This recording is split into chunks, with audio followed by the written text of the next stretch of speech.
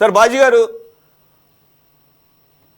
ఏవైతే మనం చెప్పండి. యాక్చువల్గా నిజం చెప్పాలంటే మిగిలిన వాళ్ళందరికన్నా ముందే ఇన్ డెప్త్గా దీంట్లో ఉన్న కెమికల్స్, వాటి యొక్క ఐ మీన్ కాన్స్టిట్యూట్ అయ్యేటటువంటి వాటి గురించి ఇన్ డెప్త్గానే డిస్కస్ చేసాం. మనకు గుర్తుందో లేదో, ఒక 3-4 నెలల క్రితమే ఎప్పుడైతే ఈ సిట్ యాక్టివ్ అయిందో, ఒక ఇంగ్లీష్ న్యూస్ పేపర్లో వచ్చిన ఈ ఎస్టర్స్, మోనోగ్లిజరైడ్స్, అలాగే ఈథర్స్, ఇవన్నీ కూడా ఆ టెక్చర్ రావాలంటే ఖచ్చితంగా ఏదర్ ఆయిల్ కానీ లేదంటే కనుక యానిమల్ ఫ్యాట్స్ కానీ ఇవన్నీ ఉంటేనే. కానీ మళ్ళీ ఆయిల్ వచ్చేసరికి ఎక్కువ కాస్ట్ పడుతుందని చెప్పేసి జనరల్గా కమర్షియల్గా వీళ్ళు వీటిని కనుక అడల్టరేట్ చేసేటప్పుడు బయట దేశాల నుంచి తక్కువ ధరకు వచ్చేటటువంటి, అలాగే ఈజీగా మోసం చేయడానికి అవకాశం ఉండేటటువంటి ఈ జంతు కొవ్వు కలపడానికే ఎక్కువ ఆస్కారాలు ఉంటాయి. ఏది ఎస్టర్స్ కానీ మోనోగ్లిజరైడ్స్ కానీ. ఇదే పయ్యావుల కేసు గారు చెప్పారు. ఇప్పుడు నేను చెప్పింది కదా, పయ్యావుల కేసు గారు కూడా ఆబ్వియస్గా ఆ రిపోర్ట్ని బేస్ చేసుకుని అలాగే లబ్జా అనేది ఇన్ని రోజుకి ఒక్కొక్కటి బయటకు వస్తుంది. ఇదంతా పక్కన పెడితే అసలు ఓపెన్గా మాట్లాడితే 80% కెమికల్స్, 20% పామోలిన్, అసలు నెయ్యి చుక్కలేదు అని అది క్లారిటీగా చెప్పేసింది.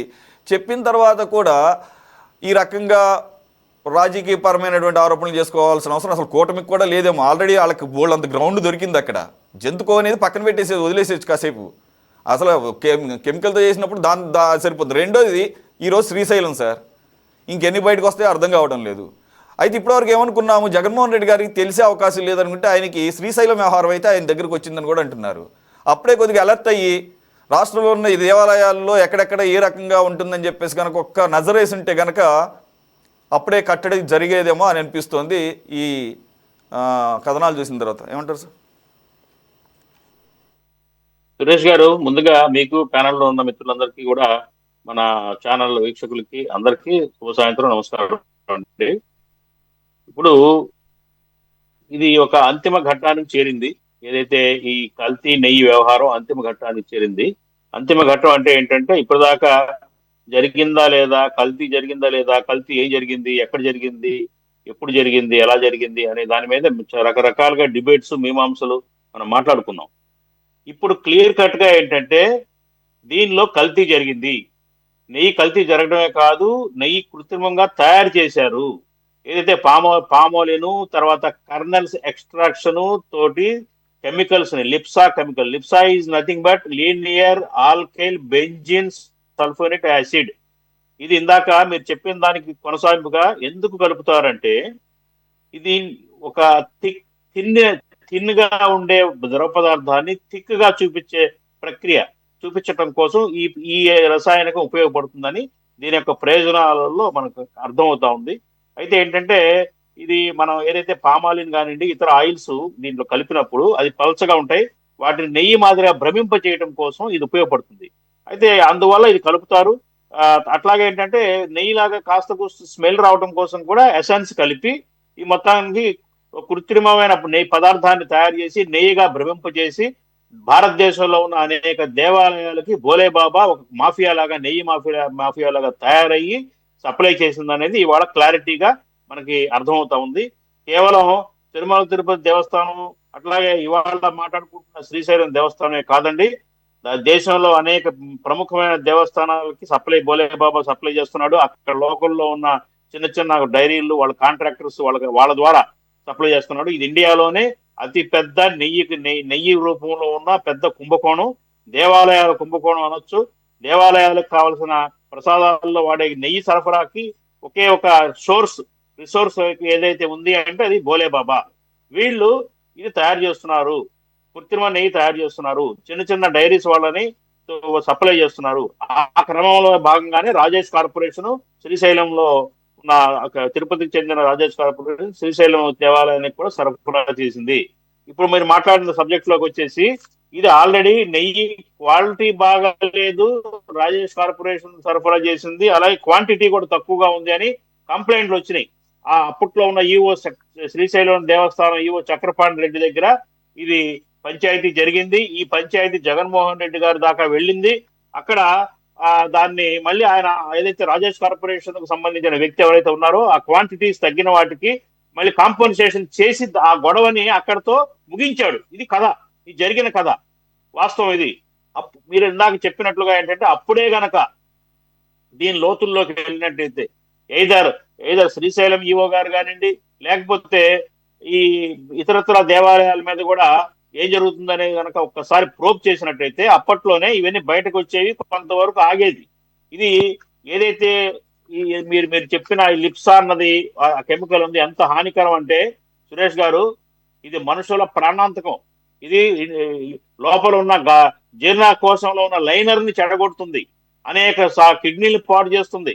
అట్లాగే ఏంటంటే థ్రోట్ ఇన్ఫెక్షన్, అట్లా చాలా రకాల మనుషులకి బర్నింగ్ సెన్సేషన్, ఇట్లా చాలా రకాల ఇంటర్నల్ బ్లీడింగ్ అవుతుంది దీనివల్ల. ఆర్గాన్స్ డ్యామేజ్ అవుతాయి. ఈ కెమికల్ ఫుడ్ గ్రేడ్ కాదు ఇది.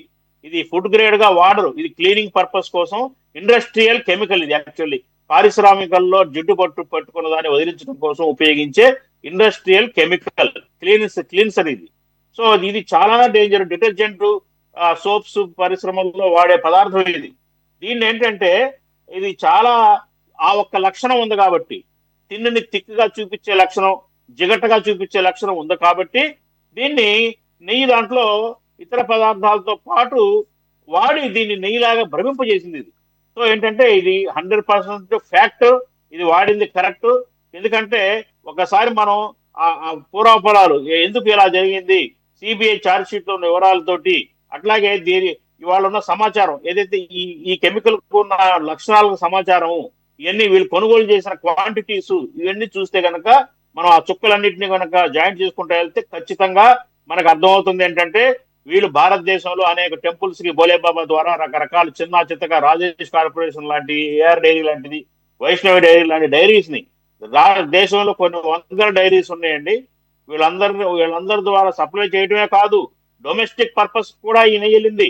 కేవలం టెంపుల్స్ గురించే మాట్లాడుకుంటున్నాం, ఇది కాదండి. ప్రజలు రోజువారీ ఆహారంలో తినే నెయ్యిలో కూడా ఇలాంటి కెమికల్స్ నెయ్యే వాడుతున్నారు ప్రజలు. ఇవాళ దేశంలో దీని పెద్ద మాఫియా, నెయ్యి మాఫియా నడుస్తుంది. దీన్ని అరికట్టాల్సిన బాధ్యత ఉంది. ఇంతటితో టెంపుల్స్ మీద అపచారం జరిగింది, పవిత్రమైన భావానికి భక్తుల మనోభావాలు దెబ్బతిన్నాయి అనే కోణంలోనే మనం మాట్లాడుకుంటున్నాం. అది దానికి మించి ప్రజల ఆరోగ్యాలు దేశంలో ఇవాళ పాడైపోతున్నాయి ఇలాంటి కల్తీ నెయ్యిలాగా భ్రమింపజేసే కెమికల్స్ తోటి. కాబట్టి ఇవాళ దీన్ని సుమోటోగా తీసుకొని, ఈ సంఘటనలన్నీ ఆధారంగా తీసుకొని సీరియస్ యాక్షన్, ఏదైతే ఈ కల్తీదారులు కానివ్వండి, ఈ నెయ్యి సరఫరాదారులు కానివ్వండి, వీళ్ళని పట్టుకోవడంలో, శిక్షించడంలో సీరియస్ యాక్షన్ తీసుకోవాల్సిన అవసరం ఉంది. నిన్న మనం టీవీలో చూసాం, నిన్న మొన్న ఎముకల్ని కరగబెడుతూ, ఆ ఎముకల్లో కరగబెట్టి, ఆ నీళ్ళలో కరగబెడితే వచ్చిన ఫ్యాట్ ని తీసి దాన్ని కూడా నెయ్యిలాగా తయారు చేస్తున్నారు. ఇలాంటి మన విజయవాడలో కూడా చాలా పట్టుబడి గతంలో. సో ఏంటంటే ఇది ఒక పెద్ద మాఫియా సురేష్ గారు. దీని మీద చాలా సీరియస్ యాక్షన్ ప్రభుత్వాలు తీసుకోవాలి.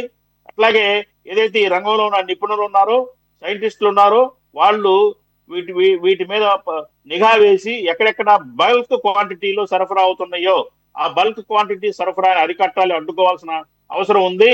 మరి మనం ఈ సబ్జెక్ట్ లో మాట్లాడుకుంటే కనుక జగన్మోహన్ రెడ్డి గారికి దీని గురించి చూచాయిగా తెలుసు. ఏదైతే శ్రీశైలం దేవస్థానంలో జరిగిన అవకతవకల గురించి ఆయన దృష్టికి వెళ్ళింది, ఆయన దగ్గర పంచాయతీ జరిగింది. కాబట్టి అక్కడే అడ్డుకున్నట్టయితే తిరుమల తిరుపతి దేవస్థానంలో జరిగిన విషయాలన్నీ కూడా ఆగిపోయేవి, అవి కూడా అప్పుడే బయటకు వచ్చేవి. సో ఏంటంటే ఇందులో ఏంటంటే వారు చెప్తా ఉన్నారు, వైసీపీ మిత్రుడు చెప్తా ఉన్నారు, అసలు ఎవడన్నా బుద్ధి జ్ఞానం ఉన్నవాడు వాడతాడా అని. బుద్ధి జ్ఞానం లేకే వాడారింది, అందుకే కదా ఈ రచ్చ. బుద్ధి జ్ఞానం ఉంటే ఎవడు వాడతారు? బుద్ధి జ్ఞానం లేని వెధవలు చేసిన పని వల్లే కదా డబ్బు కక్కుర్తిపడి. అట్లాగే దీన్ని పర్యవేక్షించాల్సిన అధికారులు కానివ్వండి, ఉన్నత స్థానంలో ఉన్న వాళ్ళు కానివ్వండి, డబ్బులు కక్కుర్తి పడ్డారో, ఉదాసీనంగా వ్యవహరించారో, నిర్లక్ష్యంగా చేశారో, కానీ ఇది వాళ్ళు కూడా దీనికి పూర్తి బాధ్యులు. ఈ టెంపుల్స్ కి బాధ్యత వహించే ట్రస్ట్ బోర్డు చైర్మన్స్ కానివ్వండి, ఈఓలు కానివ్వండి, అధికారులు కానివ్వండి, టోటల్ గా దీనికి బాధ్యత వహించాలి. అట్లా కఠినంగా శిక్షించాలి. ఇది క్రిమినల్ ప్రొసీడింగ్స్ కి గురయ్యే నేరం ఇది. ఎందుకంటే మనుషుల ప్రాణాలతో చెలగాటం ఆడే, ఆరోగ్యాన్ని క్షీణింపచేసే కెమికల్స్ ని వాడటం అనేది ఇంప్రిజన్మెంట్, 10 సంవత్సరాల వరకు జైలు శిక్ష పడే నేరం అది. సో ఏంటంటే ఆ కోణంలో కూడా దర్యాప్తు సంస్థలు సెక్షన్స్ ను బిగించి వీళ్ళందరినీ లోపల వేసి శిక్షించాలని చెప్పేసి నేను కోరుకుంటున్నాను సురేష్ గారు.